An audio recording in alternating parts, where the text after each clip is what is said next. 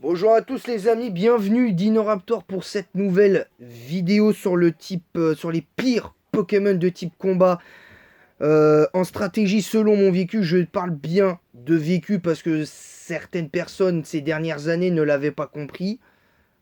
Et pour la première fois, on aura un intervenant qui va venir avec nous, un autre abonné qui va venir parler du type combat. Alors évidemment, la 1G, mon cher, tu n'y as pas joué. À la, Si. à la 1G, mais c'est pas ton Pire, premier jeu Pokémon.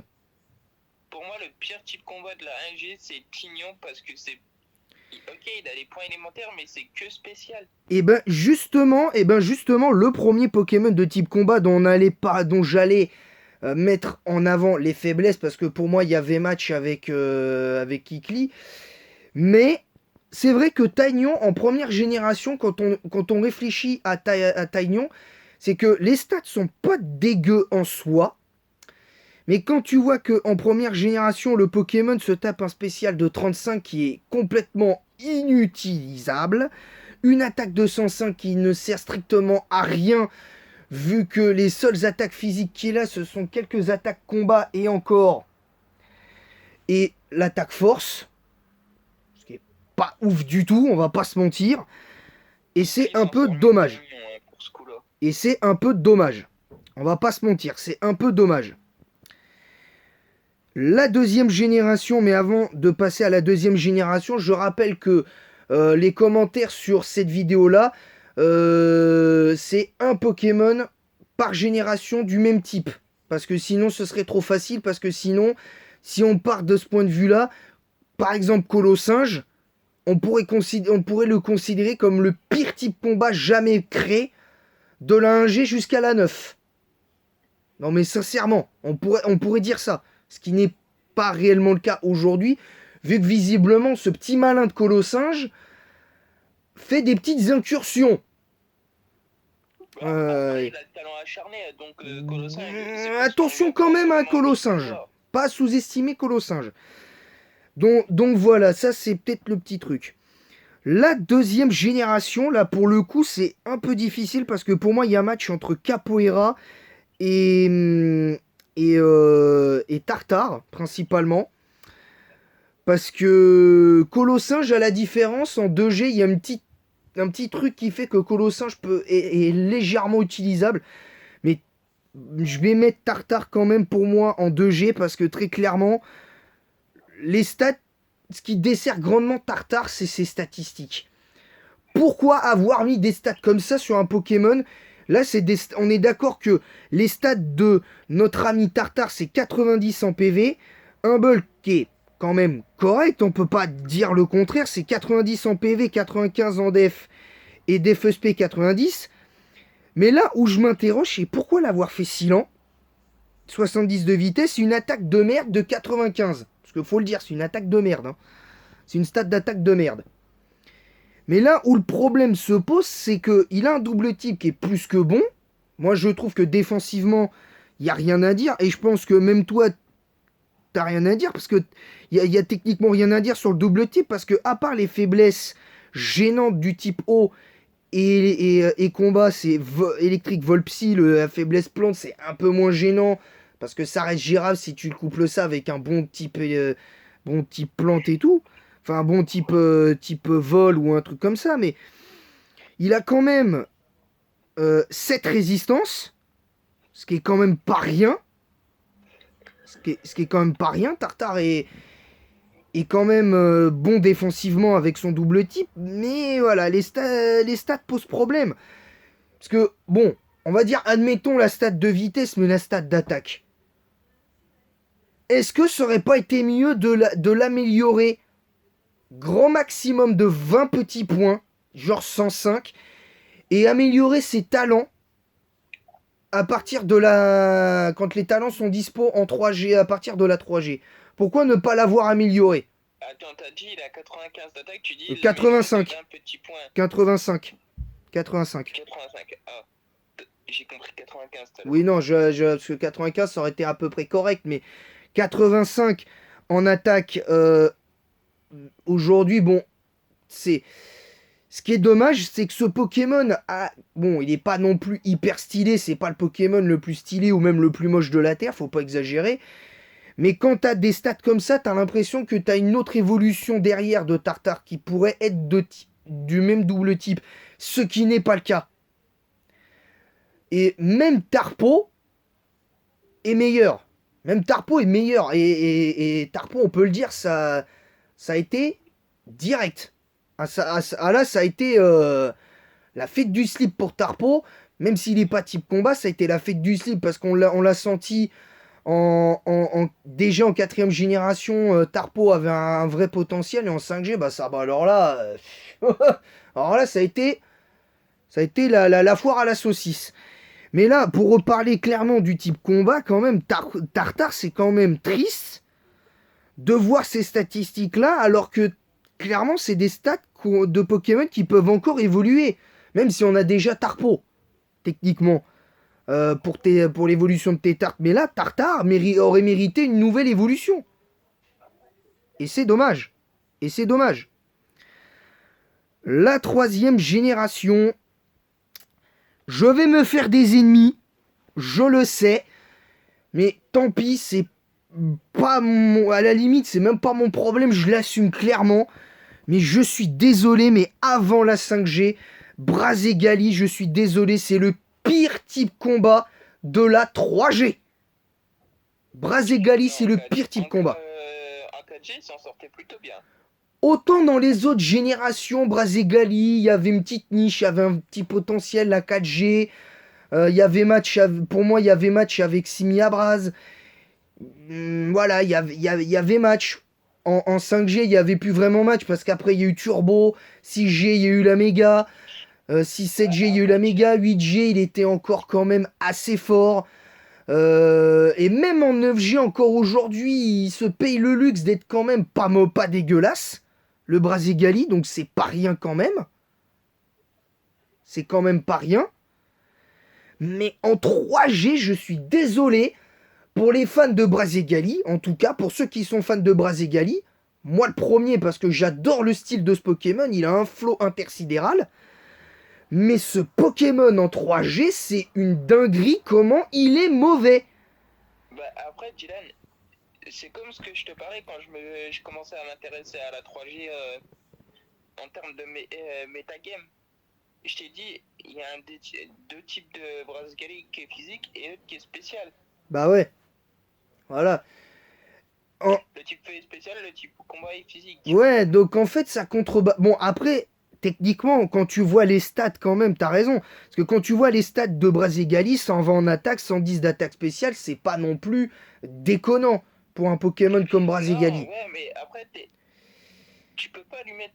Mais en 3G, c'est chiant. Tu peux pas lui mettre les deux sables parce que. Genre. Il sera pas complet, on va dire. Voilà, ouais, il n'y a pas de complémentarité. Alors attention, il est nul, mais moi personnellement, je trouve Brazegali nul en 3G.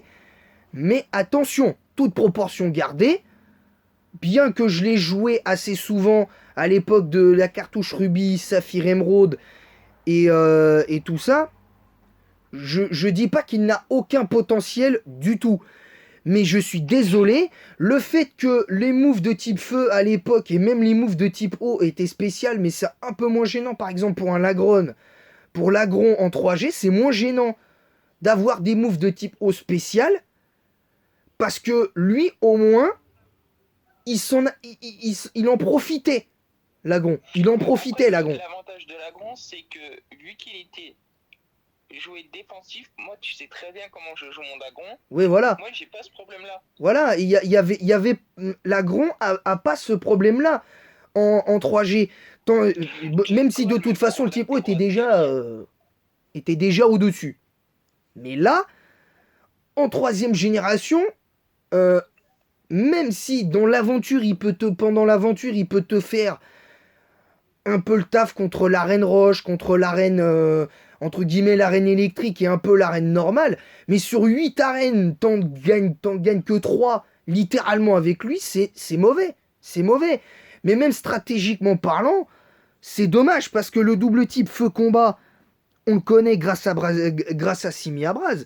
Mais t'as une double résistance insecte, t'as 5 résistances pour 4 faiblesses qui sont gênantes, à part le type psy, parce que les types ténèbres commençaient déjà à faire des siennes en troisième génération, même si bon, le meilleur d'entre eux, c'est peut-être triste à dire, mais le meilleur d'entre eux, c'était Absol. Le meilleur d'entre eux en 3G, c'était clairement Absol. Mais c'est même pas ça le problème. C'est même pas ça le problème, c'est que le Pokémon ne pouvait littéralement rien faire. C'est le metagame 3G. Le méta 3G n'était pas adapté à Brazegali. Et ce qui est quand même un gros décalage entre la 3G et la 4G, c'est que autant en 3G, Brazegali, c'est mauvais, en quatrième génération, tout de suite, t'as vu d'office Brazegali bien meilleur. Pas exceptionnel, mais bien meilleur. 5G, ça a été un monstre. 6G, 7G, ça a été un monstre. Bah après, Jen, c'est juste parce que l'ancien metagame 3G était bien plus complexe que le metagame de maintenant. Et oui, et oui. Regarde, tu dis sur la 3G, ouais, ok, mais t'en penses quoi de Ruby Omega Sapphire Alpha, tu vois? Bah, honnêtement, Ruby Omega Sapphire Alpha, ça change un peu la donne techniquement parce que. Ça sort mieux sur Rosa que sur ouais, voilà. Ruby, Emerald et Saphir à l'époque. Oui, voilà, parce que même si on est sur une version 6G de Ruby et Saphir, c'est méta 3G. Qu'on le veuille ou non, c'est méta 3G. Mais surtout, Brazegali, bon, il y a le cas de la méga qui vient contrebalancer un peu le truc. C'est méta 3G sans vraiment y être parce que. Oui, voilà. Genre, t'as la méta 3G, genre de l'époque, mais t'as la méta 3G, mais plus tournée vers la 6G. Oui, voilà, c'est ça, exactement. Exactement. Le prochain. Méta, ouais. Il était pas fou, mais pour la nouvelle méta, il est mieux. Voilà, ouais, en fait, il était plus adapté au nouveau metagame, parce que le metagame 4G était plus ou moins adapté pour lui. La 5G, c'est un metagame ultra vénère, et encore à ce jour, c'est le metagame le plus vénère. La 6G, il y a eu la méga qui est apparue, il y a eu Rosa, et ça l'a propulsé à un niveau jamais atteint. Bon, la 7G, c'était légèrement moins intéressant, parce qu'il y avait les 4 tocos, mais on voyait quand même le potentiel, on voyait le potentiel immense de Brazegali et de Mega Brazegali, donc c'était juste une immense dinguerie. Mais voilà. Et là aussi, en 4G maintenant, on va passer à la 4G, je vais me faire des ennemis, mais là, on va parler des débuts de Lucario, parce que les débuts de Lucario en 4ème génération, on peut pas dire que ce soit des plus intéressants, on va pas se mentir. Et je l'ai joué Lucario en 4G plusieurs fois, mais moi, je trouve que dans les... Après, c'est les stats qui veulent ça, c'est les stats qui sont faites comme ça. Mais moi, je ne comprends pas les 115 en attaque spéciale de Lucario en 4G. Parce que la plupart du temps, et même sur Shodan, hein, c'est ce que j'ai remarqué quand j'ai commencé sur Shodan, la plupart des Lucario que j'affrontais, c'était des Lucario physiques. Pour la plupart. Alors, il y en avait de temps en temps qui étaient joués mixés, vraiment full spécial. Mais c'était vraiment très peu, quoi. C'était très peu. Il y en avait très peu. Et Lucario, autant dans les générations qu'on suivi, 6G avec la méga, ça a été un peu mieux. Même la 7G, c'était un peu mieux pour Lucario, parce que le metagame n'était pas le même. Mais autant Lucario en 4G, c'était une catastrophe. C'était une catastrophe. Alors, je suis conscient qu'il y a peut-être pire que lui, parce que de base, il est overuse. Mais moi, je j'ai pas le feeling avec Lucario en 4ème génération. Très clairement, j'ai pas le feeling. C'est décevant pour moi par rapport aux attentes que j'avais. Et honnêtement, Lucario, je le mets par dépit. Tout simplement parce que je le mets là par défaut, parce que c'est un Pokémon qui clairement mérite bien mieux que ça. Il mérite bien mieux que ça. Et quand tu sais que ce Pokémon, son meilleur stab acier physique, c'est Griffacier à l'époque, bah ça fait chier. Faut attendre la 7G pour qu'il apprenne point météore. Ouais, voilà, faut attendre la 7G pour qu'il ait... 7G Usul, parce que... Ouais, voilà, ouais, Usul, ouais, surtout Usul, effectivement. Ouais. Surtout Usul. Alors, je dis pas que c'est... T'es obligé de passer par la méthode avec Warriors, sinon tu pouvais pas. Ouais, voilà. Mais honnêtement, je suis pas en train de dire que Lucario, c'est... Je le mets par défaut, non pas parce que c'est le pire des types combat de la 4G, mais parce que je le mets par défaut, parce que clairement, ça m'attriste de voir que Lucario, qui est considéré comme un Pokémon surcoté, et il l'est encore aujourd'hui, pour certains, pas pour moi évidemment, mais je ne comprends pas l'intérêt, je vois pas l'intérêt en fait. Et c'est dommage. Clairement, c'est dommage. Et après, il y a eu la méga qui l'a rendu un peu meilleur, même en 6G, même sans l'apport de tête de fer, de points météores et tout ça, ça a été autre chose. Là, on a eu quelque chose de vraiment intéressant pour Lucario en 6G, mais là, c'est différent. La 5e génération, là, c'est pareil, c'est par défaut, parce que je comprends pas pourquoi ils l'ont fait aussi lent. C'est Baguette. Baguette, je comprends pas pourquoi ils l'ont fait aussi lent. Je ne comprends pas. Et en plus, le double type, je l'adore parce que le double type, le double type ténèbres combat, je pense que toi et moi on est d'accord là-dessus. C'est un double type qui est plus qu'intéressant défensivement parce qu'il n'y a pas beaucoup de résistance, certes, mais il y a très peu de faiblesse. Il est immunisé au type Psy, ce qui peut être bien appréciable. Il est doublement résistant à lui-même, ce qui est quand même vachement rare pour un Pokémon. Il a une résistance spectre et roche, donc au piège de roc, et une faiblesse, certes, à lui-même, mais et au type vol. Mais deux faiblesses qui sont faciles à couvrir en 5G, en étant tout à fait honnête. Mais pourquoi ils l'ont fait aussi lent? Surtout avec le talent impudence. Parce qu'il a intimidation et impudence qui sont de très bons talents. Bon, Mu, c'est anecdotique. Mais pourquoi ils l'ont fait si lent? Pourquoi ils l'ont fait si lent?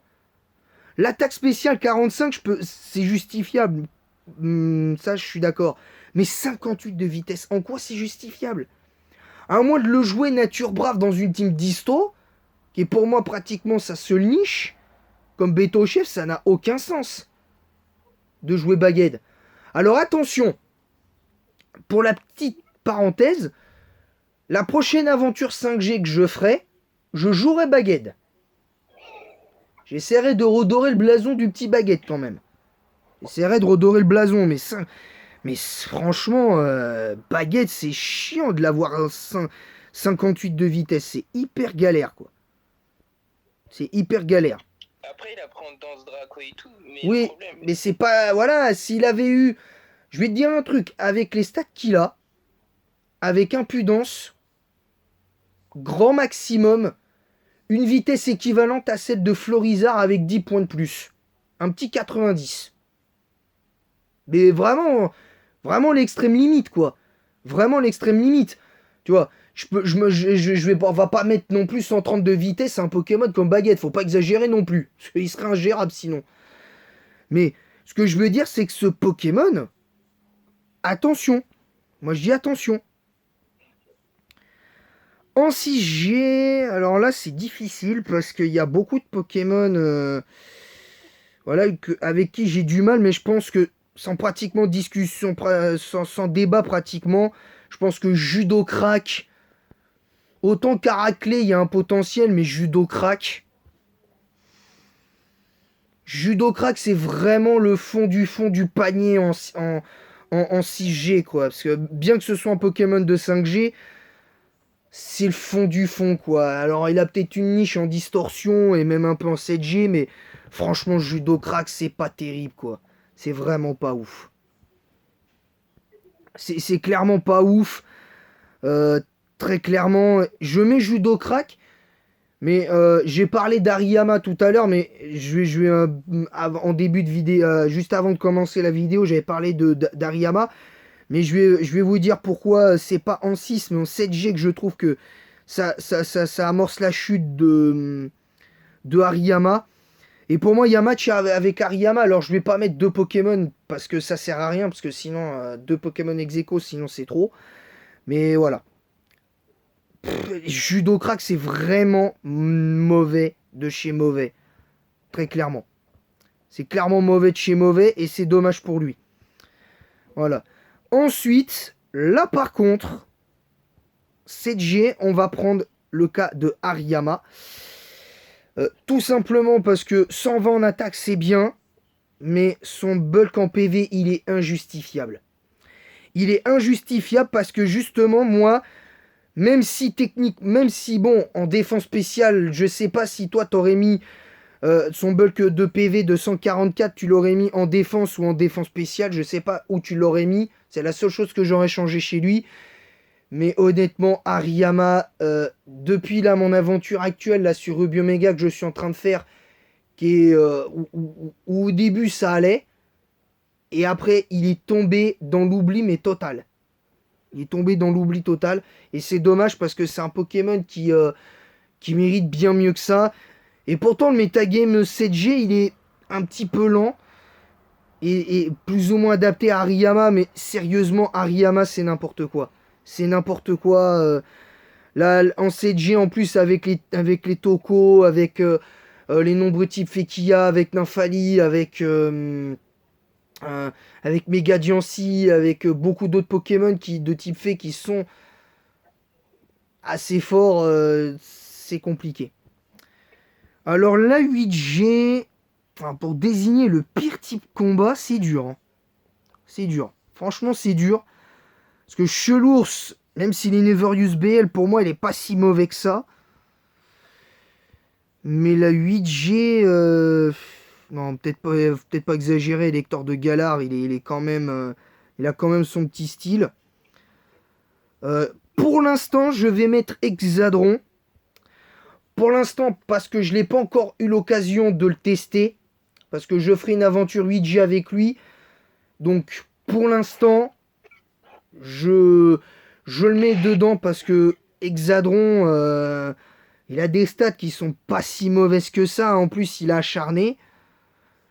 Amur Baston, c'est pas si mauvais que ça comme talent parce que ça peut l'immuniser au coup critique.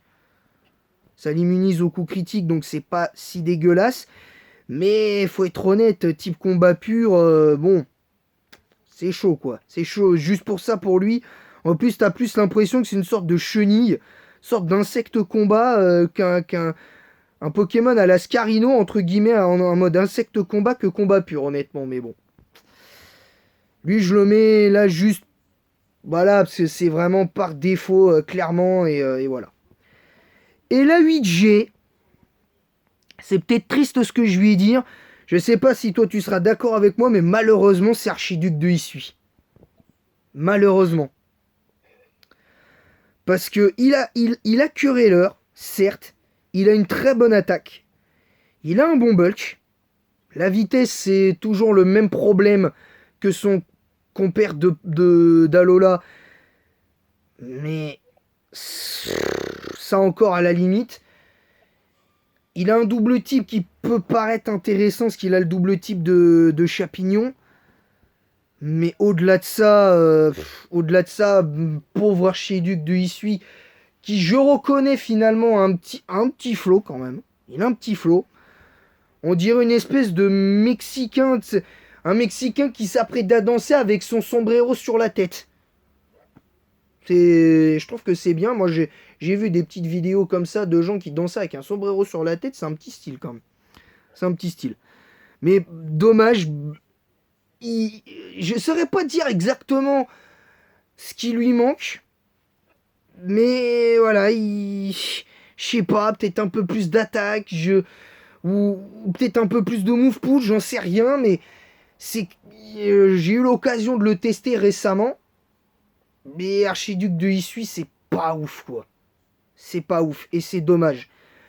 Et c'est paradoxal de dire ça quand même de Archiduc de Issui, parce que quand tu vois les autres formes de Issui, comme Typhlosion, qui est pour moi un tout petit peu meilleur, même si c'est pas exceptionnel, quand tu penses que la meilleure forme de Issui, que personne pensait qu'elle allait être forte, parce que c'est la forme de Clamiral, bah c'est Clamiral de Issui, la meilleure forme.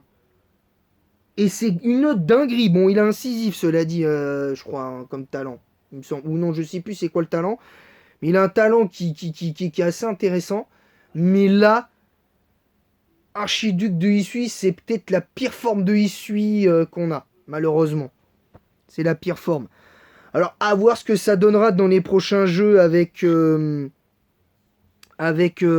Pokémon Legends Zeta, avec les nouvelles formes, parce que quand la DJ arrivera, ils seront pas disponibles au départ, je pense, ils seront disponibles après, sûrement, comme c'était le cas pour la DJ, et sûrement, il y en a certaines qui seront fortes, d'autres non, on verra bien ce qui se passera.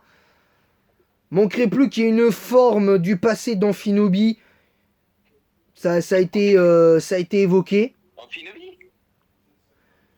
Une forme du passé d'Amphinobi qui pourrait s'apparenter à un lien avec le Sachanobi. On ne sait jamais ce qui peut se passer. On l'avait évoqué toi et moi hier d'ailleurs. Maintenant, à voir ce qui va se passer. Maintenant. Moi, j'en sais rien. Mais honnêtement, j'en sais rien. Faudra attendre Pokémon Legends Zeta. Faudra attendre Pokémon Legends que Legends Zeta sorte. Faudra attendre parce que là en l'état on peut pas vraiment juger. Voilà, donc en tout cas voilà, c'est tout pour les 9 Pokémon de type combat. C'est la première fois que je fais le type combat avant. D'habitude je fais, il me semble, le type insecte bien avant. Voilà, donc c'est tout. Merci à tous d'avoir suivi cette vidéo avec un abonné qui était pour la première fois. C'est pas si souvent que je fais ça. Mais voilà. Maintenant, vous connaissez la chanson. Un Pokémon par génération du même type. Parce que sinon, ça n'a aucun sens. C'est pour ça que je fais ces vidéos top là. Justement parce que même si beaucoup d'autres ont fait des vidéos top à peu près comme les miens. Eux, c'est tout le temps le même Pokémon qui revient dans chaque génération, que ce soit dans les meilleurs ou les pires Pokémon. Et moi, c'est pas ce que je veux faire. Moi, je parle des pires Pokémon, mais un seul par génération. Sinon, ce serait trop facile. Ça aurait pas d'intérêt. Voilà, sur ce, voilà. Je vais vous les... merci à toi d'être intervenu. En tout cas. Et aussi, je rappelle que, pour la petite parenthèse, j'avais oublié de le... Je sais pas si je l'avais dit hier pendant mon live Pokémon Jaune. D'ailleurs, mon équipe Pokémon Jaune est prête pour l'arène de type poison. Elle est prête. Bon, elle est que niveau 40, mais on essaiera de la gagner. Ensuite, je ne pourrais pas faire Pokémon Rouge aujourd'hui, malheureusement. J'ai un petit imprévu, parce qu'il y avait cette vidéo-là. J'ai d'autres choses de prévues entre-temps, et voilà. Sur ce, je vous laisse. Je vous dis à très bientôt. Que la passion Pokémon vous guide à fond, les amis. Mais en tout cas, encore une fois, merci à tous pour les abonnements. N'hésitez pas à vous abonner en masse si ce n'est pas déjà fait. Je suis à 165 abonnés. Merci à tous. On est à 35 abonnés des 200. N'hésitez pas à aussi activer la cloche pour recevoir les notifs de toutes les vidéos qui viendront sur la chaîne. N'hésitez pas à partager en masse le lien de ma chaîne YouTube sur Facebook, Snapchat, Instagram, etc. En tout cas, ces réseaux sociaux-là.